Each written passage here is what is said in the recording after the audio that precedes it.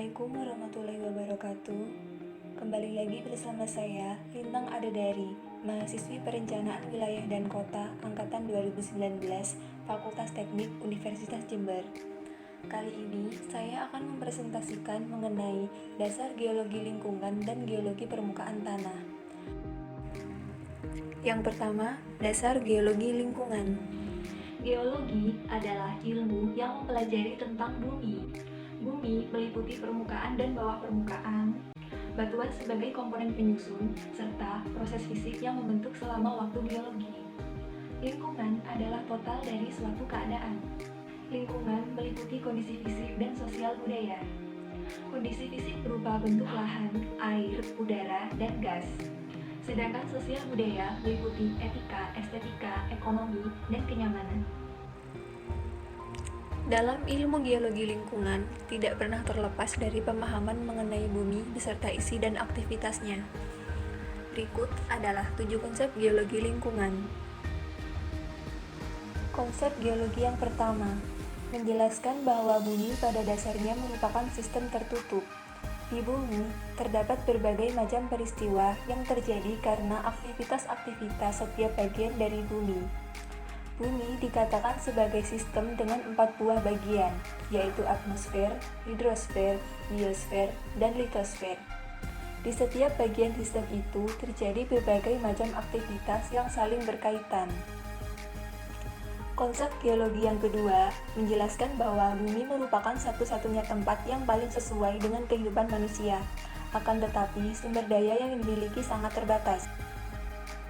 Konsep yang ketiga menjelaskan bahwa proses-proses fisik yang terjadi di bumi mengubah bentang alam yang kita miliki. Pengetahuan tentang sejarah geologi mengenai proses yang telah terbentuk pada masa lalu yang saat ini kita masih bisa lihat hasil dari proses-proses itu.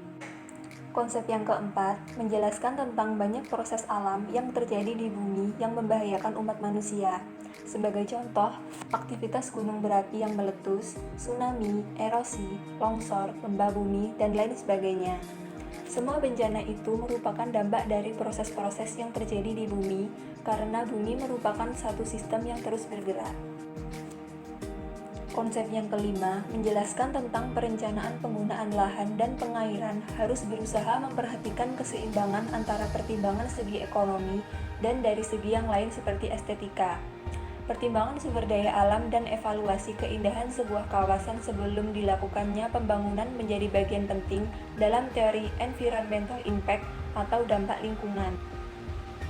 Konsep yang keenam menjelaskan tentang dampak dari penggunaan lahan yang cenderung bertumpuk.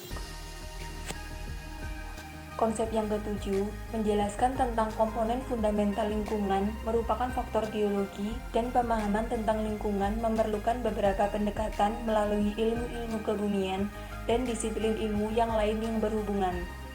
Perbedaan dalam mempertimbangkan suatu pembangunan sebuah wilayah yang dapat digolongkan menjadi 3 kategori, yaitu fisik, biologis, dan fungsi kedayagunaan.